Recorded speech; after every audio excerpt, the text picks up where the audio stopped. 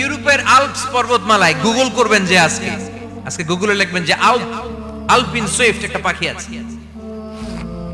এই পাখিটা একবার যখন শূন্যে উড়াল দেয়, উড়ন্ত অবস্থায় এটা আকাশে 6 মাস থাকতে পারে।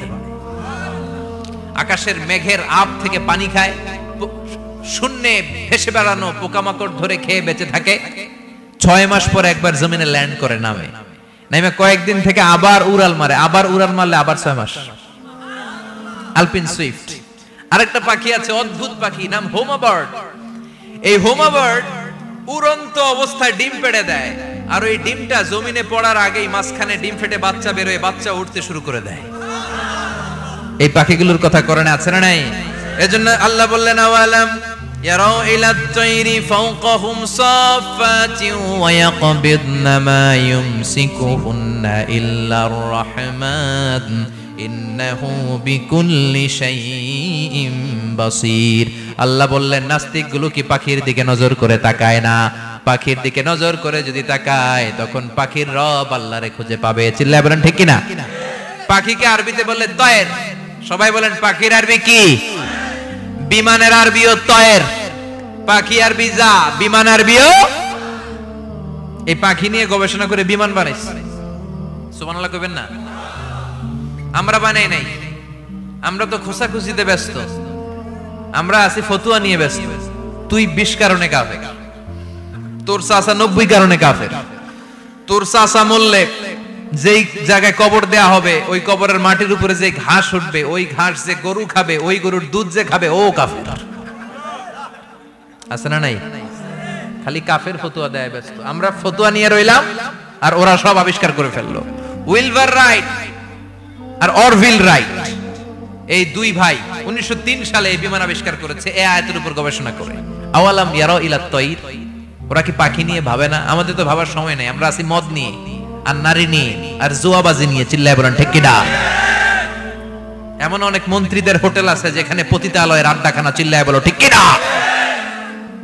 মুসলমানরা আজ মদ আর নারী নিয়ে ব্যস্ত, আর ইহুদি খ্রিস্টানরা আমাদের সব ঐতিহ্যকে ধারণ করেছে। উইলবার রাইট অরভিল রাইট গবেষণা শুরু করে দিল। পাহাড়ে শুয়ে শুয়ে দুই ভাই খালি পাখির ছবি আঁকে, কেমনে পাখিগুলো ডানা ঝাপটা মেরে ওঠে, কেমনে নামে। গবেষণা করতে করতে করতে প্লেন বানায় ফেললো 1903 সালে। আজ থেকে 100 বছর আগের স্টোরি শোনাচ্ছি আপনাদের। তখনকার বিমান এখনকার বিমানের মতো ছিল না।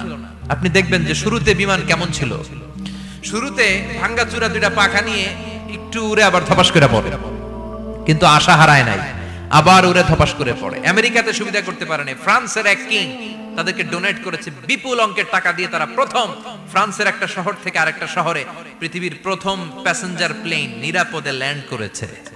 মানুষের উড়ার স্বপ্ন সফল হতে শুরু করলো। এখন বিভিন্ন ধরনের বিমান একটার পর একটা শুরু হয়েছে। এই পৃথিবীর সবচাইতে দ্রুতগামী যে বিমানটা আগে ছিল নাম ছিল কনকর্ড, যাত্রীবাহী বিমান।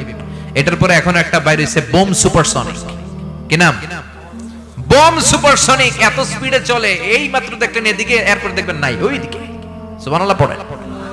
কি বিশাল বিশাল ডবল ডেকার গুলো নিয়ে শূন্যে উড়াল দেয়। A3 এয়ার বোয়িং A380 বর্তমান পৃথিবীতে সবচেয়ে বড় প্যাসেঞ্জার বিমান। কার্গো বিমান তো এগুলোর 7-8 ডবল বড় হয়। I'm talking about the passenger plane A380। 525 জন যাত্রী নিয়ে এটা শূন্যে উড়াল দেয়।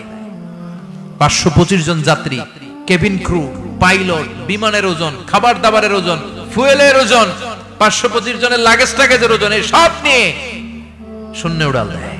সুবহানাল্লাহ কইবেন না?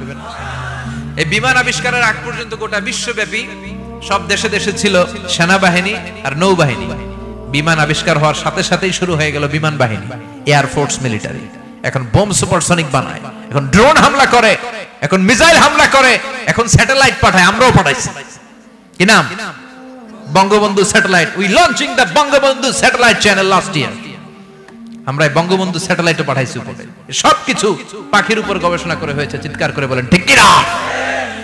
এজন্য আল্লাহ ডেকে বললেন, গোলাম ওরা কি পাখির দিকে তাকায় না? পাখির দিকে যদি নজর করে একটিবার তাকাতো, নাস্তিক আর নাস্তিক থাকতে পারতো না। এজন্য নাস্তিকদের জন্য সূরার ভেতরে ডোজ আছে, আই ওপেনার আছে। সর্বশেষ আল্লাহ একটা প্রশ্ন দিয়ে এই সূরাটা শেষ করলেন। প্রশ্নটা শুনবেন? শুনবেন সবাই? আল্লাহ বললেন, কুল আরাআইতুম ইন আসবাহা মাউকুম গাওরান ফামান ইয়াতিকুম বিমাইম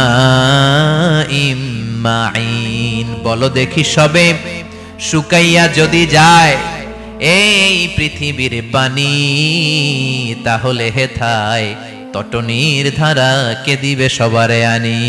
কে দিবে আনি? একদিন সকালবেলা ঘুম থেকে উঠছেন, টয়লেটে যাবেন, মুখ ধুবেন, স্কুলে যাবেন, অফিসে যাবেন, কাজে যাবেন, যায় দেখেন টিউবওয়েল চাপতেছেন, পানি নাই। ট্যাপ ছাড়লেন, পানি নাই। চোখের মধ্যে ময়লা, নাকে ময়লা। টয়লেটে যাবেন, পানি নাই। পুকুরে নাইমা দেখেন পানি নাই। বিশাল বিশাল মেশিন বসিয়ে মাটির নিচ থেকে ভূগর্ভস্থ পানি ওঠানোর চেষ্টা করলেন, একটা পানি নাই। এক ফোঁটা পানি গোটা বিশ্বে কোথাও নাই। কে দিব পানি আপনারে? পানি সম্পদ মন্ত্রী দিব, ডোনাল্ড ট্রাম্প দিব, শেখ হাসিনা দিবে? কেউ দিতে পারবে? এক ফোঁটা পানি বানানোর ক্ষমতা আমাদের নয়, ঠিক কিনা? পানির বৈজ্ঞানিক নাম হচ্ছে H2O। কি নাম? এই দেশে H2 নিয়ে কত কথা আছে না নাই?